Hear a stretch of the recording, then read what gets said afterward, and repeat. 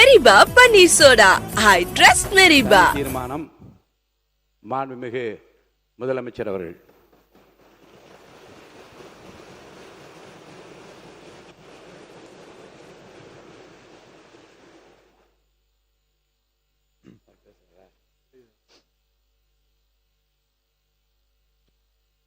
மாண்புமிகு பேரவைத் தலைவர் அவர்களே, நம்மளோட குடும்பத்தில் இருக்கிற, நம்மளோட வீட்டில் இருக்கிற நம்ம பாட்டியை, நம்ம அம்மாவை, நம்ம அக்காவை, நம்ம தங்கச்சியை பற்றின ஒரு தீர்மானம். அதை பற்றி பேசுகிறதுக்கு, அவங்களுக்காக பேசுகிறதுக்கு நம்ம மனசில் இருந்து, நம்ம இதயத்தில் இருந்து பேசுகிறேன். இதுக்கு முன்னாடி இந்த விஜய்க்கு கிடைச்ச இடத்துக்கும், இதுக்கு முன்னாடி இந்த விஜய்க்கு கிடைச்ச இடத்துக்கும் இன்னைக்கு இந்த விஜய்க்கு கிடைச்சிருக்கிற இடத்துக்கும் மிகப்பெரிய காரணமாக இருக்கிறதுல என்னோட பாட்டி, அம்மா, அக்கா, தங்கச்சிங்க தான் மிகப்பெரிய காரணம்ங்கிறத என்னால் மறுக்கவே முடியாது. அந்த நன்றி விசுவாசத்தோட, அப்படி ஒரு உணர்வோடு தான் இப்போது இங்கே நின்று பேசுகிறேன். பெருசாக பணம் இருந்துட்டா ஒரு வீட்டுக்கோ, பெரிய பொருளாதாரம் இருந்துட்டா ஒரு நாட்டுக்கோ பெரிய பேர் வந்துடும்னு சில பேர் நினைக்கலாம். ஆனால் உண்மையாகவே ஒரு வீட்டுக்கோ ஒரு நாட்டுக்கோ எப்போ பெரிய பேர் கிடைக்கும் தெரியுமா? அந்த வீட்டு பெண்கள் தனிப்பட்ட முறையில் சமூகத்தில் உயர்ந்தாதான் பெரிய பேர் ஒட்டுமொத்த சமூகத்துக்கே கிடைக்கும். நம்ம தமிழ்நாட்டு மண்ணில் சங்க காலத்தில் இருந்த அன்னைக்கும் சரி இன்றைக்கும் சரி மிகப்பெரிய அடையாளமாக இருக்கிற பெண் ஆளுமைகள் நிறைய பேர் இருக்காங்க. ஔவையார், காக்கை, பாடினியார்னு சங்க காலத்து ஆளுமைகள், கண்ணகி, மணிமேகலை, குண்டலகேசி, இவங்கெல்லாம் இலக்கியத்தில் நிலைச்சி நிற்கிறவங்க. ஆண்டாள், காரைக்கால் அம்மையார், இவங்கெல்லாம் ஆன்மீகத்திலையும் இலக்கியத்திலையும் உயர்ந்த இடத்துல இருக்கிறவங்க.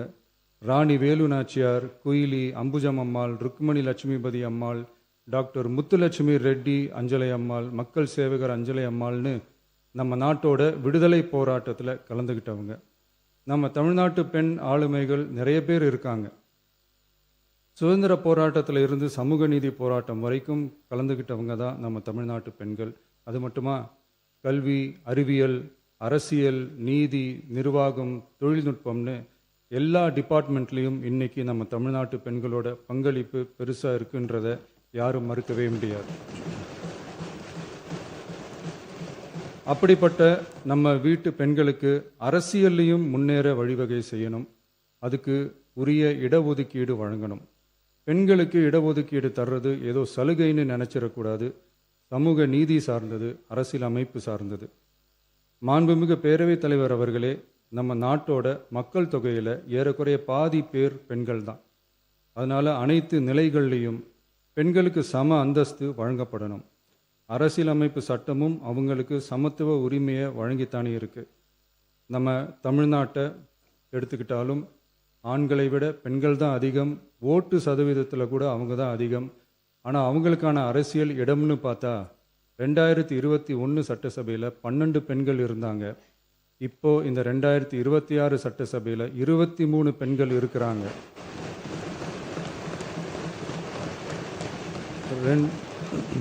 ரெண்டு மடங்கு ஆகி இருக்கு. ஆனாலும் சதவீத கணக்குப்படி பெருசாக உயரலை.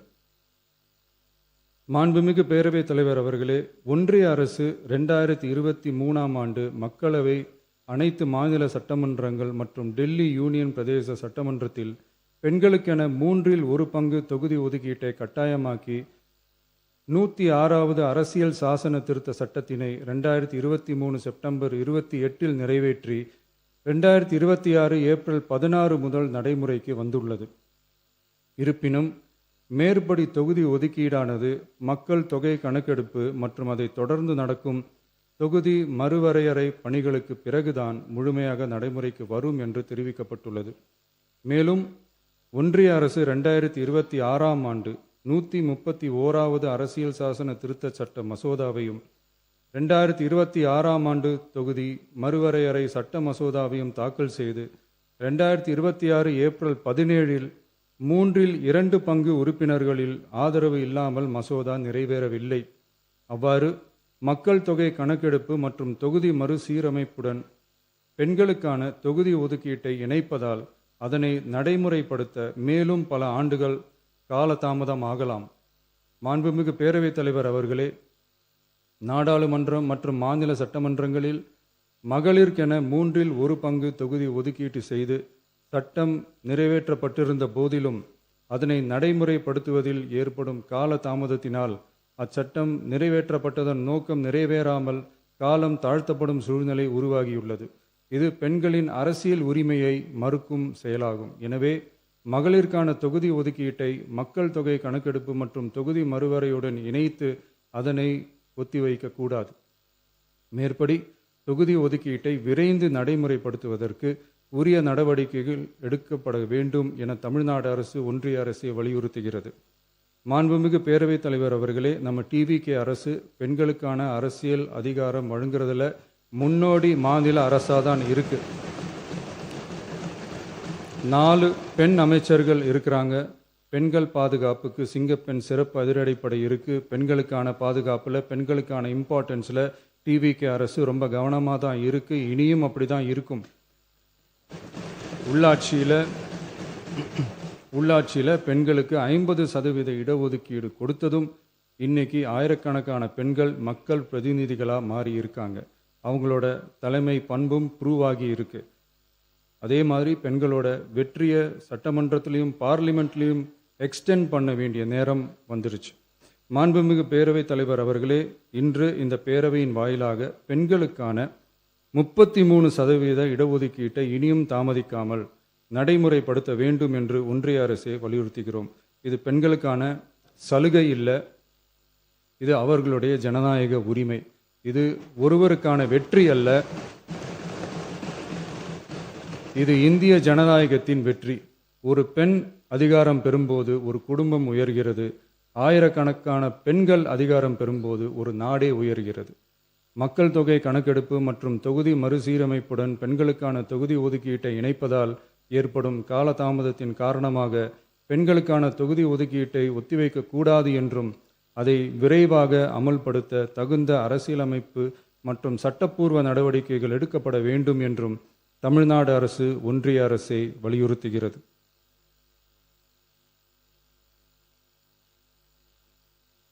மாண்புமிகு பேரவைத் தலைவர் அவர்களே, டீலிமிட்டேஷன் தொடர்பான ஆலோசனை கூட்டம் தமிழ்நாட்டு மக்களவை மற்றும் மாநிலங்களவை உறுப்பினர்களுடன் தமிழ்நாடு அரசால் நமது தலைமையில் 8/8/2026 அன்று கலைவாணர் அரங்கத்தில் நடந்துச்சு.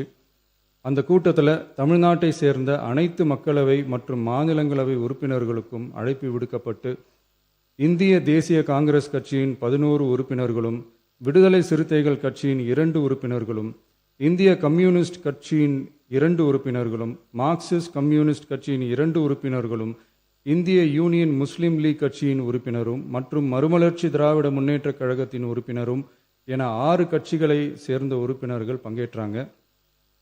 இந்த கூட்டத்தில் டீலிமிட்டேஷன் தொடர்பாக விரிவாக ஆலோசிக்கப்பட்டுச்சு. அந்த ஆலோசனையில் டீலிமிட்டேஷனால் தமிழ்நாடு மற்றும் தென் மாநிலங்களுக்கு ஏற்படக்கூடிய பாதிப்புகள் குறித்தும் அதை சரி செய்யறதுக்கான வழிமுறைகள் குறித்தும் விவாதிக்கப்பட்டு இறுதியில் டீலிமிட்டேஷன் தொடர்பாக சட்டமன்றத்தில் ஒரு தீர்மானம் இயற்றலாம்னு முடிவானுச்சு. மாண்புமிகு பேரவைத் தலைவர் அவர்களே, இந்தியாவில் 1952ஆம் ஆண்டு முதல் பொது தேர்தல் நடத்தப்பட்டது. அது தொடர்ந்து ஒவ்வொரு 10 ஆண்டுகளுக்கு ஒரு முறை நடத்தப்படுற சென்சஸ் டீட்டெயில்ஸ் படி மக்களவை மற்றும் சட்டப்பேரவை தொகுதிகளின் எண்ணிக்கையை மறுசீரமைப்பு செஞ்சு 1976 வரை தேர்தல்கள் நடத்தப்பட்டது. இந்த நிலையில் 1976ஆம் ஆண்டு 42வது அரசியலமைப்பு சட்ட திருத்தப்படி மக்கள் தொகையை சிறப்பாக கட்டுப்படுத்தும் மாநிலங்களுக்கு டீலிமிட்டேஷன் காரணமாக மக்களவை உறுப்பினர் எண்ணிக்கையில் எந்தவித பாதிப்பும் ஏற்படக்கூடாது என்பதற்காக அடுத்த 25 வருஷத்துக்கு 1971ஆம் ஆண்டு சென்சஸ் படி பாராளுமன்ற உறுப்பினர்களின் எண்ணிக்கை வைக்கப்படும்னு சட்டம் இயற்றப்பட்டது. அதை தொடர்ந்து அதே நிலையை முன்னிறுத்தி 84வது மற்றும் 87வது அரசியலமைப்பு சட்ட திருத்தம் 1971 சென்சஸ் படி மக்களவை தொகுதிகள் நிலைநிறுத்தப்பட்டன. இந்த திருத்தங்களோட நோக்கமே மக்கள் தொகை கட்டுப்பாட்டை செயல்படுத்திய மாநிலங்களின் உரிமைகளை பாதுகாக்கிறது தான். மாண்புமிகு பேரவைத் தலைவர் அவர்களே, அந்த 25 வருஷ லிமிட் இந்த 2026 முடியுது.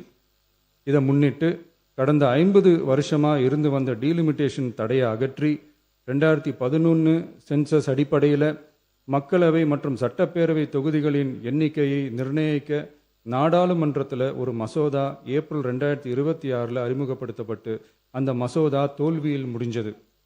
இப்போ மீண்டும் ஒன்றிய அரசு மக்களவை உறுப்பினர்களின் எண்ணிக்கையை 50% அதிகரிக்க செய்து டீலிமிட்டேஷன் மசோதாவை அறிமுகப்படுத்த உத்தேசித்து இருப்பதா சில அரசியல் கட்சிகள் தெரிவிப்பதா கூறப்படுது.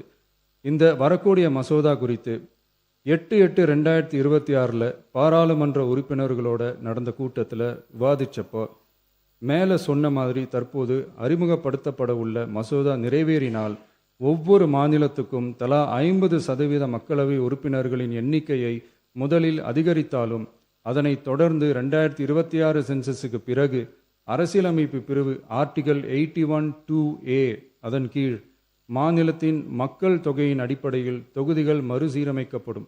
இப்படி செஞ்சா தென் மாநிலங்களின் பாராளுமன்ற உறுப்பினர் எண்ணிக்கை வெகுவா குறைய வாய்ப்பு இருக்கு. கடைசியில் மக்கள் தொகை கட்டுப்பாட்டை சிறப்பாக செயல்படுத்தின தமிழ்நாடு உள்ளிட்ட தென் மாநிலங்களுக்கு பெரும் அரசியல் பிரதிநிதித்துவ அநீதி இழைக்கப்படும். சர்வ வல்லமை பெற்றதா டீலிமிட்டேஷன் ஆணையம் இருக்கு. இந்த அதிகாரத்தை தவிர்த்து பாராளுமன்றத்திற்கே இறுதி செய்யும் அதிகாரம் இருக்க வேண்டும் என்ற கருத்தும் முன்வைக்கப்பட்டது. மாண்புமிகு பேரவைத் தலைவர் அவர்களே, தமிழ்நாட்டு உள்ளிட்ட தென் மாநிலங்கள் மக்கள் தொகை கட்டுப்பாட்டு திட்டங்களை சிறப்பாக செயல்படுத்தி பொருளாதார முன்னேற்றம் பெற்று வரும் நிலையில் கடந்த 50 ஆண்டுகளாக நடைமுறையில் உள்ள மக்களவை மற்றும் சட்டப்பேரவை தொகுதிகளின் எண்ணிக்கையை அப்படியே நிலைநிறுத்த வேண்டிய கட்டாய தேவை உள்ளது. எனவே தற்போதுள்ள மக்களவை உறுப்பினர்களின் எண்ணிக்கையான 543 என்ற அளவிலேயே நிரந்தரமாக வைப்பதற்கும் மாநிலங்களுக்கு இடையேயான எண்ணிக்கை பகிர்வை நிரந்தரமாக வைக்கவும், மேலும் தற்போது மக்களவை மற்றும் மாநிலங்களவையோட விகிதம் 2.2:1 என்ற அளவிலேயே நிலைநிறுத்த வேண்டும். அதற்கு தேவையான மற்றும் உரிய சட்ட திருத்தங்கள் பாராளுமன்றத்தில் கொண்டு வர வேண்டும் என்ற கருத்தை ஒருமனதாக தீர்மானிக்கப்பட்டுச்சு. மாண்புமிகு பேரவைத் தலைவர் அவர்களே, மகளிர் இடஒதுக்கீடு சட்டத்தினை அமுல்படுத்த மேலும் காலதாமதம் இல்லாமல் தற்போது 543 என்ற நிலையிலேயே 1/3 தொகுதி மகளிர் தொகுதிக்கு வருகின்ற 2029 பாராளுமன்ற தேர்தலில் நடைமுறைப்படுத்த வேண்டும் என்ற முன்மொழியும் தீர்மானிக்கப்பட்டுச்சு. ஆகவே மேற்கூறிய காரணங்களால் தமிழ்நாட்டில் உள்ள அனைத்து சட்டமன்ற கட்சியின் தலைவர்களும் ஒருமித்த கருத்தோடு தமிழ்நாட்டை முன்னிறுத்தி கட்சி வேறுபாடின்றி ஒருமித்த குரலில் பேச வேண்டும் என்ற கருத்தை வலியுறுத்தி நாம முன்மொழிகிற தீர்மானத்தை ஒருமனதாக நிறைவேற்றி தருமாறு கேட்டுக்கொள்கிறோம். தொகுதி மறுவரையறை மற்றும் மகளிர் இடஒதுக்கீடு அரசினர் தனி தீர்மானம். தமிழ்நாடு உள்ளிட்ட அனைத்து மாநிலங்கள் மற்றும் யூனியன் பிரதேசங்களில் மக்களவை சட்டப்பேரவை உறுப்பினர்களின் எண்ணிக்கையானது கடந்த 50 ஆண்டுகளாக 1971 ஆண்டினுடைய மக்கள் தொகை கணக்கெடுப்பு புள்ளி விவரங்களின்படி நிர்ணயிக்கப்பட்டு தேர்தல்கள் நடத்தப்பட்டு வருகிறது. ஏப்ரல் 2026 பாராளுமன்றத்தில் கடந்த 50 ஆண்டு கால தொகுதி மறுவரையறை தடையை நீக்கவும் 2011 ஆண்டு மக்கள் தொகை கணக்கெடுப்பு அடிப்படையில் தொகுதி மறுவரையறை செய்திடவும் மக்களவை உறுப்பினர்களின் எண்ணிக்கையை 550 850 அதிகரிக்கவும் கொண்டுவரப்பட்ட அரசியலமைப்பு சட்ட திருத்த மசோதா தோல்வியடைந்தது. இந்நிலையில் மீளவும் மேற்குறிப்பிட்ட அரசியலமைப்பு சட்ட திருத்த மசோதா கொண்டுவரப்பட உள்ளது என தெரிந்ததின் அடிப்படையில் 1971 பிறகு உள்ள எந்த மக்கள் தொகை கணக்கெடுப்பை அடிப்படையாக கொண்டு தொகுதி மறுவரையறை செய்தாலும் மக்கள் தொகையை சிறப்பாக கட்டுப்படுத்திய தமிழ்நாடு உள்ளிட்ட தென் மாநிலங்களின் நாடாளுமன்ற பிரதிநிதித்துவம் நிரந்தரமாக பாதிக்கப்படும் என்பது நிதர்சனமான உண்மை. ஒன்றிய அரசு அளித்த உறுதியின்படி மக்கள் தொகை கட்டுப்பாட்டு திட்டங்களை சிறப்பாக செயல்படுத்தி நல்ல பொருளாதார வளர்ச்சி கண்டு நல்ல சுகாதாரம் மக்கள் நல திட்டங்களை மேற்கொண்டு வரும் எந்த ஒரு மாநிலமும் தொகுதி மறுவரையால் பாதிக்கப்படாமல் பார்த்து கொள்வது ஒன்றிய அரசின் தலையாய கடமையாகும். எனவே தற்போதுள்ள மக்களவை உறுப்பினர்களின் எண்ணிக்கையான 543 என்ற அளவிலேயே நிரந்தரமாக வைப்பதற்கும் மாநிலங்களுக்கு இடையேயான எண்ணிக்கை பகிர்வை நிரந்தரமாக வைக்கவும், மேலும் தற்போது மக்களவை மற்றும் மாநிலங்கள் அவையினுடைய விகிதம் 2.2:1 என்ற அளவிலேயே நிலைநிறுத்த வேண்டும் என்றும், அதே வேளையில் பெண்களுக்கான 33% இடஒதுக்கீட்டை காலதாமதமின்றி தற்போது 543 தொகுதிகளின் அடிப்படையிலேயே 2029ஆம் ஆண்டு மக்களவைத் தேர்தலில் நடைமுறைப்படுத்த வேண்டும் என்றும் ஒன்றிய அரசை வலியுறுத்தி தமிழ்நாடு சட்டமன்ற பேரவை கீழ்க்கண்ட தீர்மானங்களை ஒருமனதாக நிறைவேற்றுகிறது. 1. நாடாளுமன்ற மக்களவையின் மொத்த உறுப்பினர்களின் எண்ணிக்கையை 543 என்ற நிலையிலேயே நிரந்தரமாக்க வேண்டும். 2. தற்போதுள்ள மக்களவை உறுப்பினர்களின் இடங்களின் எண்ணிக்கையை மாநிலங்களுக்கிடையே, அதாவது விகிதாச்சார பிரதிநிதித்துவம் தற்போதுள்ள அளவிலேயே நிரந்தரமாக்க வேண்டும். 3. வரவிருக்கும் மக்களவை பொது தேர்தலிலும் அதன் பிறகு சட்டமன்ற பொது தேர்தல்களிலும் 1/3 தொகுதி ஒதுக்கீட்டு பலனை பெண்கள் பெறுவதை உறுதி செய்ய வேண்டும் என ஒன்றிய அரசை தமிழ்நாடு சட்டமன்ற பேரவை ஒருமனதாக வலியுறுத்துகிறது. மாண்புமிகு பேரவைத் தலைவர் அவர்களே, இந்த தீர்மானம் ஒரு அரசியல் கட்சியின் தீர்மானம் அல்ல, தமிழ்நாட்டின் உரிமையை நிரந்தரமாக பாதுகாக்கும் தீர்மானம். எனவே அனைத்து கட்சிகளை சேர்ந்த மாண்புமிகு பேரவை உறுப்பினர்கள் இந்த தீர்மானத்தை ஒருமனதாக நிறைவேற்றி தர வேண்டும் என்று கேட்டுக்கொள்கிறோம். நன்றி. மாண்புமிகு உறுப்பினர் ஆர். செல்லசாமி அவர்கள் இது குறித்து கருத்துக்கள் தெரிவிக்க விரும்பலாம். மெரிபா பன்னீர் சோடா. I trust Meriba.